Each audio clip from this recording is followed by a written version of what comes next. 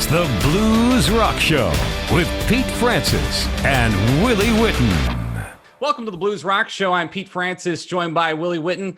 Today, our guest is Eddie Ninevolt, who just released a new album this summer, Little Black Flies. Eddie, thanks so much for coming on the show today. Hey guys, thanks for having me, man. It's a pleasure, and like I said, I'm happy to talk to you guys, man. Thanks for having me. So, Eddie, one of the things I want to talk about is your sound. And you definitely have kind of an old school sort of sound. And I think if people hear you, they would be kind of surprised because you're a pretty young guy. So where does that sound come from? Man, I wish I had this nice story. I grew up in South Alabama and did session work in Muscle Shoals. But man, I started out being a metal drummer. I was in a metal band when I was in sixth grade. Then I moved up to a 50s cover rock band. Then I was a folk band. And it wasn't until I was, I think, 14, I saw a video of Howlin' Wolf. And man, I tell you, just hearing the blues like that and the stripped down sound of nothing, overproduced. I've always knew that that's easier to achieve than trying to sound like Christina Aguilera, and I've always been interested in trying to sound, as they say, old school, but just doing it that approach as well, just doing everything live in the room and just letting, the tubes get hot and everything. That's always been my approach to making music and recording music. So besides the people you were listening to, did you have any influences? I know on this latest album and your previous, your brother Lane Kelly is your producer. Mm-hmm. Is your musical influence, your upbringing, does that come from the family? Does it come from your brother, or did you get it somewhere else? Funny enough, man, we come from a very non-musical family. My great-grandma played organ in the church, but she was very anti-blues. She's very, Christian, and which is weird because I found a Jimmy Reed record in her collection, but that's a whole nother story.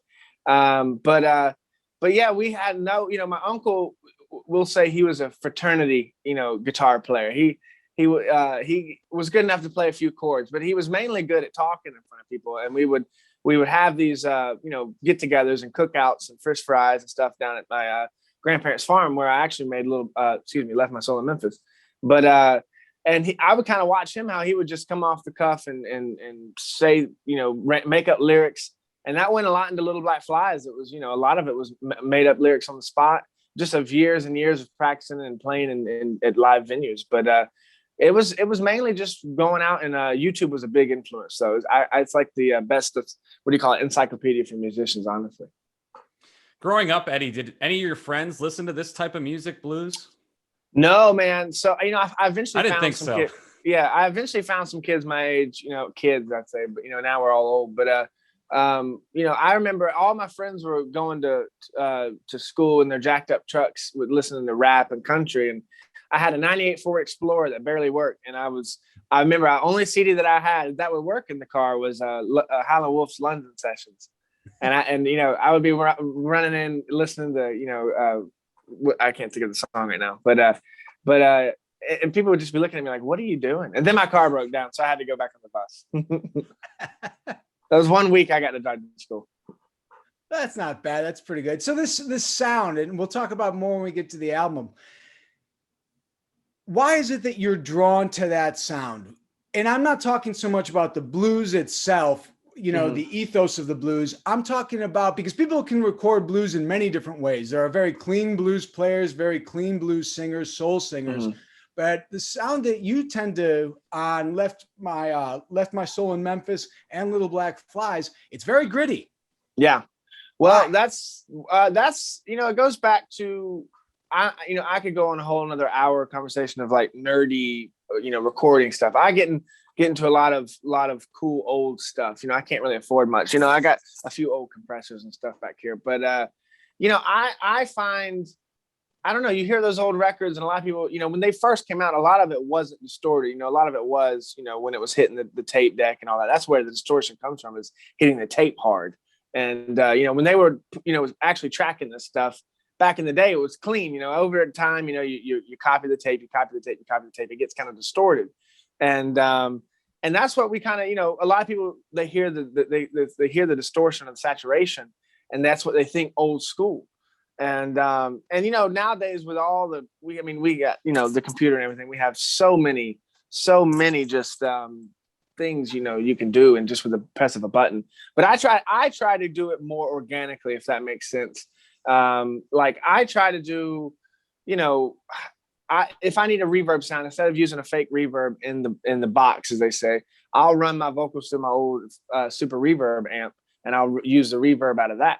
And I just go for weird and wacky sounds, and you know, I'm always just trying to do different stuff, and you know, miking different stuff and everything. Yeah. So when you talk about technology, not only in the studio, there's a different music technology aspect in today's world, and that really is that streaming, live streams, the advent of social media. You already mentioned you grew up learning some things from YouTube. Yeah. In general, and I know this is a hard question because there's pros and cons of both, but in general, do you think that this big technology burst is a good or bad thing for the music industry, or which segments are and which aren't? It's kind of a push-pull thing. It's funny. I'm looking at YouTube right now. I'm resoldering a bass. I'm looking how to do that. For stuff like that, man, I mean, YouTube was a great tool where if I didn't have all those videos of Magic Sam and Muddy Waters at, you know, Newport 1960, if I didn't have that, you know, I don't know if I would have, you know, found all the you know, artists that are trying to do it like, you know, like me. And, you know, there's so many great artists. So I will say, use technology as don't use it as a crutch, use it as a learning tool to find new people and learn how to, you know, I've seen plenty of YouTube videos of how, you know, to record certain things in a certain way and stuff like that.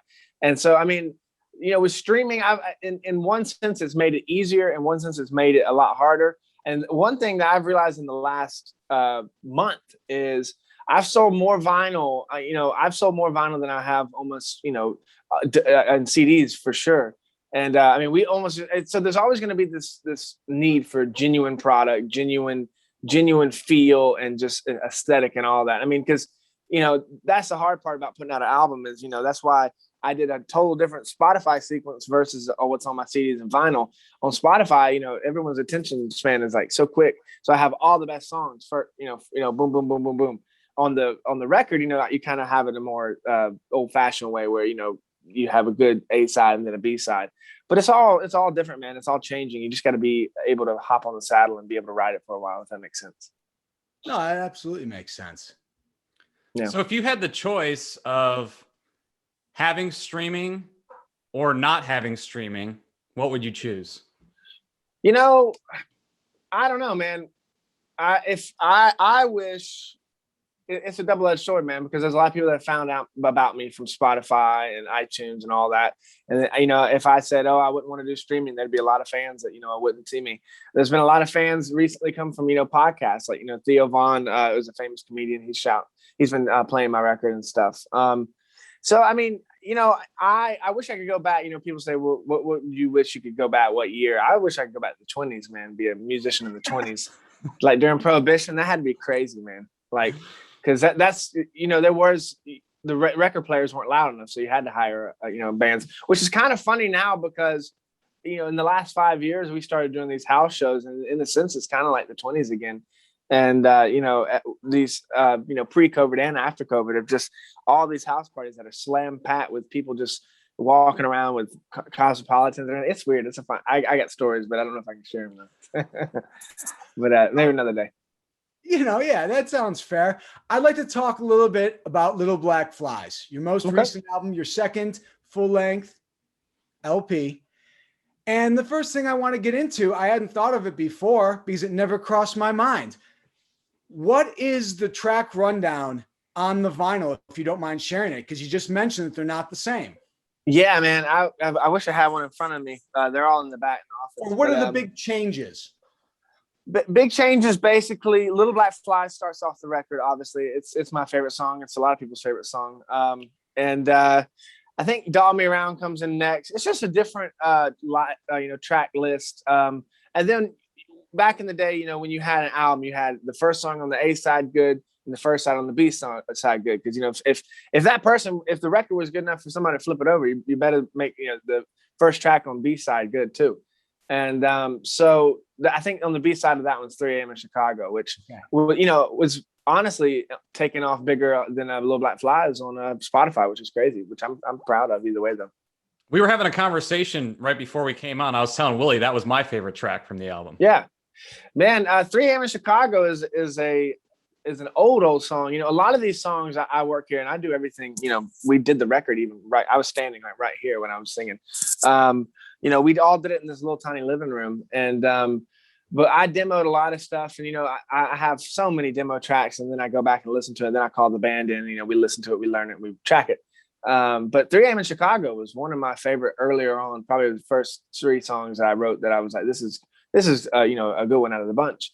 And yeah, if you listen, I was listening to a lot of Syl Johnson, like a lot of Memphis style stuff. And the funny story about 3 a.m. in Chicago, it kind of takes off a turn.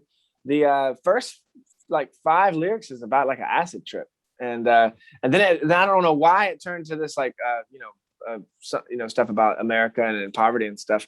But yeah, if you read about it, it's the ground it shakes, the hills they breathe, the sun it burns both my knees. I was getting a sunburn, you know, just watching the earth move. but yeah, that's one of my favorite tracks, though, man. All right, so as long as you mentioned that, I'd like to then talk about another enhanced track, as we'll call it, Okay. Columbus Zoo Blues. I found that track to be one of my favorites. I found it to be humorous and a great insight. I'm assuming then this was also born out of an actual experience at the Columbus Zoo. Exactly right, man. So before my girlfriend moved down from Ohio, I would drive up there, and you know, she was working and all that, and me and her brother were just sitting around the house, and we're like, what are we gonna do all day, man? And somebody said go to the Columbus Zoo, and you know, we're like, sure. We thought we were gonna go get baked and go to the Columbus Zoo, and you know, we're gonna have a great time. And but no, literally, I mean, the song is literally describing what happened. You know, we had one of those pins, and I'm not encouraging anybody to do anything, but had one of them pins, and we walked in there, and you know, we thought, oh, this is gonna be so fun. But the first thing we saw was this seal just going around and around this little tank, and then the cheetah was running, you know, wearing a rut in the ground around the fence in this little pin, and it really hit us hard. We like got back in the car, like you know, we weren't crying or anything, but we're like, holy crap, just to look at those animals' faces and all that. And I'm always looking for stuff to sing about, and you know, instead of singing about a woman treating you wrong on a slow blues, I was like, let's sing about the animals. But I like that track though. So you put out this record with Roof Records, the first album on Roof Records. How did you get kind of connected with them? Oh man, so when I had just made Little Black Flies, excuse me, I get those mixed up. I need to stop naming my albums with L's. But Left My Soul in Memphis, I was living at my grandparents' farm, and I was trying to get that record out on a label before I released it. Tinsy Ellis, who's a great artist on Alligator Records, was trying to get me on Alligator, and Bruce Iglauer, amazing. You know, he's got a crazy lineage of himself. You know, just of amazing art. We just had him on the show a couple of weeks ago. Yeah, he's got a new album out. I love that guy. I never met him or talked to him. He's a genius. But he didn't want to sign me because of my record, like you guys saying, it sounded dirty. It sounded, you know, distorted. And so I was sitting on the dam on my grandparents' lake with an old typewriter, just, you know, figuring whatever's going to work, you know. And I would handwrite letters to the radio stations, and I could only afford to send, I think, 50 radio stations, like CDs. And then the record label owners, I typed out a letter to Bruce Iglauer and Thomas Roof, and I sent him a CD of Left My Soul in Memphis, and he emailed me back immediately and said, I'm going to fly over and catch you. This is right before the pandemic, so he came over on like a Thursday night. I was like, dude, there's not gonna be anyone here since it's Thursday and like everyone's staying home now. But he came over and he said he wanted to sign me because Bruce didn't. So he goes, if Bruce doesn't sign you, then I am. So he goes, that's a good thing. So, but it's been amazing ride, man. You know, like I said, if I was doing this on my own, I wouldn't be talking to you guys, man. So it's been an amazing team effort, and I'm just proud to be a part of it. What's well, next? There you go. Any final thoughts you want to add about the album before we let you go? Yeah, man. If you want, just support me. You know, like I said, for the Billboard, every album that you buy, you know, every song you buy goes to the Billboard and goes to all these charts, man. So just go buy vinyl. I'm telling you, it's a different experience. I'm not gonna say it sounds better or worse, but it's definitely a lot cooler to listen to it on vinyl. But yeah, come out to a show. I just got on a new booking agency, Crossover Touring. and they are, we're already doing some shows for Samantha Fish, Tommy Castro. We're doing some shows with Reverend Peyton's Big Damn Band coming up. So it's going to be a lot of great. Just make sure you follow me and keep up with me, and enjoy the ride, man. It's awesome. Well, Eddie, congratulations on the album, and thanks so much for coming on the show today. Hey guys, thank you all for having me. Seriously, sorry I was a little late, but I'm glad I did it. It was, you guys are, like I said, I appreciate everything, man. All right, that's going to wrap up this week's edition of the Blues Rock Show. For Eddie Ninevolt and Willie Witten, I'm Pete Francis. We'll see you next time.